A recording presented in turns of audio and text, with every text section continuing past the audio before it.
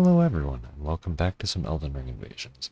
This time I'm going to be chatting about through lines and 1v3s, and some of the challenges of 1v3s.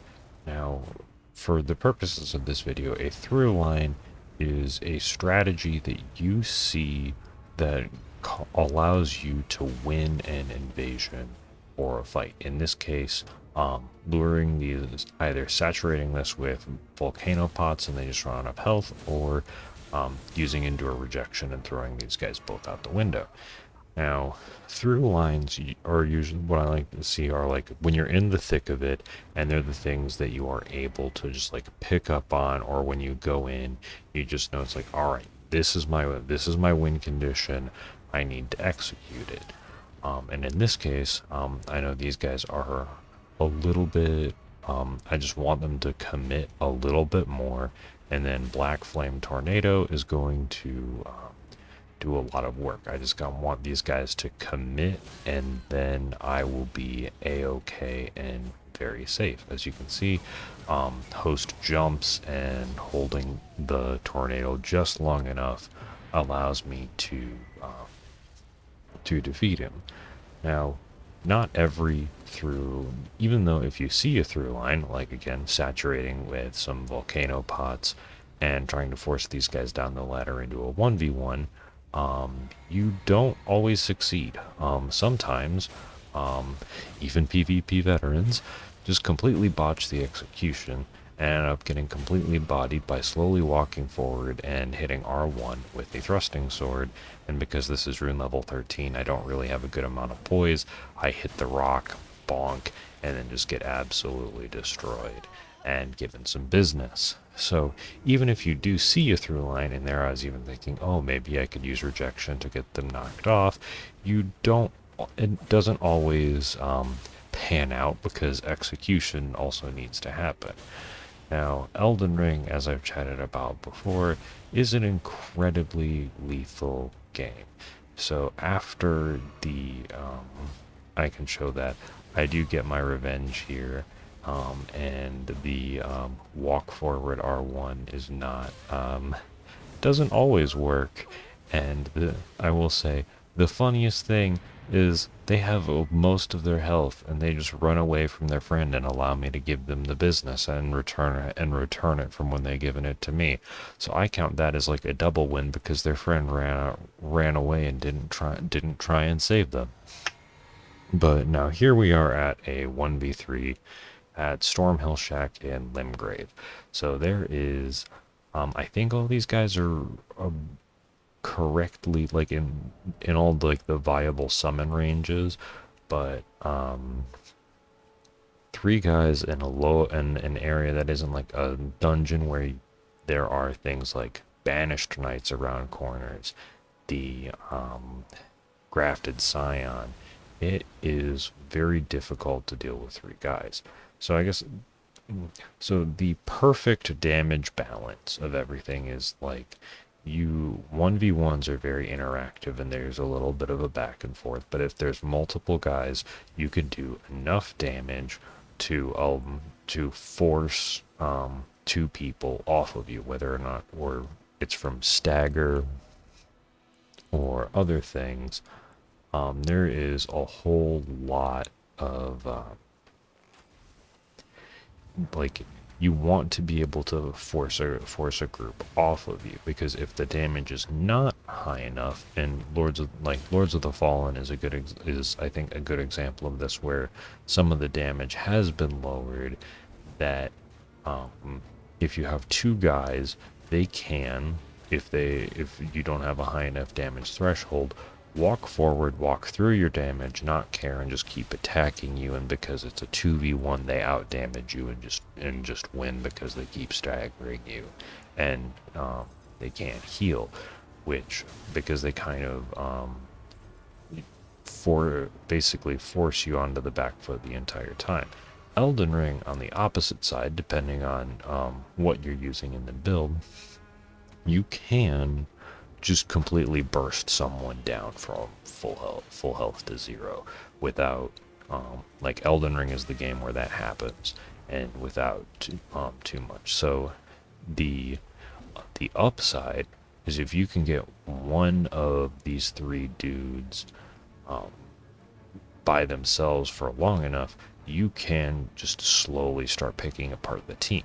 Problem is, if you're in an open field and there's not really many enemies to do that, you kind of have to start doing leaning into the more powerful, or sometimes even thought of as like the mean stuff.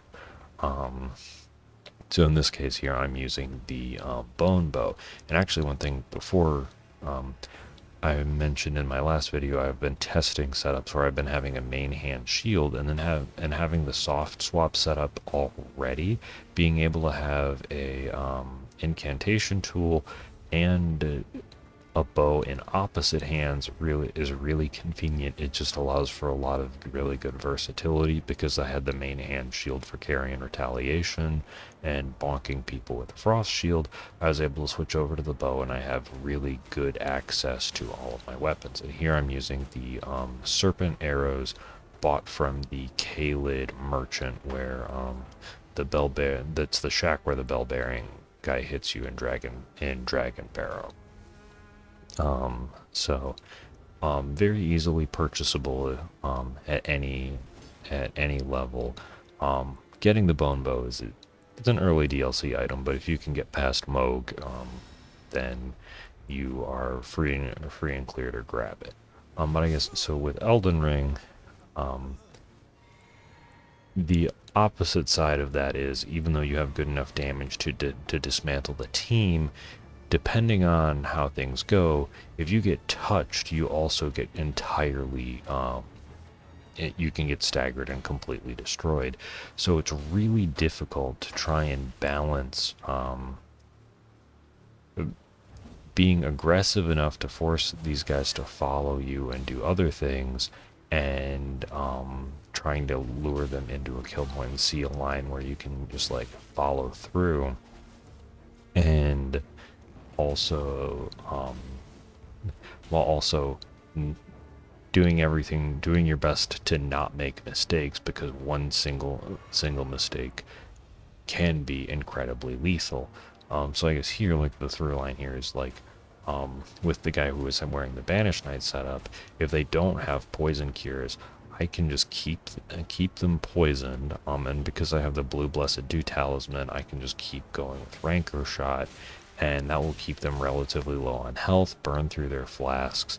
And the Scythe specifically is because both Phantoms have shields, and Scythes have shield piercing ability. So if they do sit back and block, or walk up and try and block, I don't have to do anything special. I can just hit them with like a running heavy and do really nice damage through the shield with the Scythe.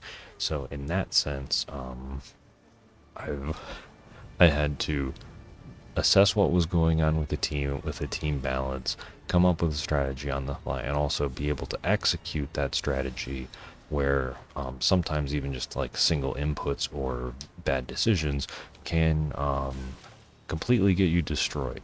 So it makes Elden Ring, I think,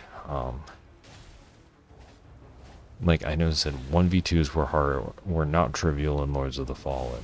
1v3s in Elden Ring, from what I've heard about that, Elden Ring has not necessarily been like, I don't know, Elden Ring is not necessarily a lot of people's favorite game when it comes to invasions. However, I still love it, I think mostly just because I got into invasions a lot when I was playing. Like, Elden Ring was the game where I really got into PvP. So it like it's a very potent flavor of 1v3s, of just like how absolutely crazy it is. Like, it's not as crazy as like some of the older ganks and stuff, and there's a lot of cool things, and I've been having a wonderful time. But I guess what I can say is I understand the stress, and it is not easy on the fly coming up with strategies based off of the terrain, not necessarily getting good level support, not getting other invader support, and it is again, it is not easy. Like, fighting 2 dudes is not easy. Fighting 3 dudes is even harder. And then when you stack on the challenges of Elden Ring, where sometimes you can just die, it I understand that it can be made frustrating. It can potentially be a frustrating experience. However, I love it, and I love finding the strategy because, again, being able to jump and have all the different terrain, like fighting on this bridge, it is absolutely unique, and I love it. And there is nothing else like it. I have so many options. I have so much I can do. Menuing is just such a big part of PvP in Elden Ring. There's like, or at least what I would say is like, mm, workhorse build, like workhorse builds and up. Menuing is just such a huge part. Well, I know I've yapped for a while. Hopefully it was entertaining, but invasions are fun. Hopefully you got a little bit of affirmation that fighting lots of dudes is not easy. I hope you have an amazing day. There was some insight in the ramblings, and that I'll catch you in the next video. See ya!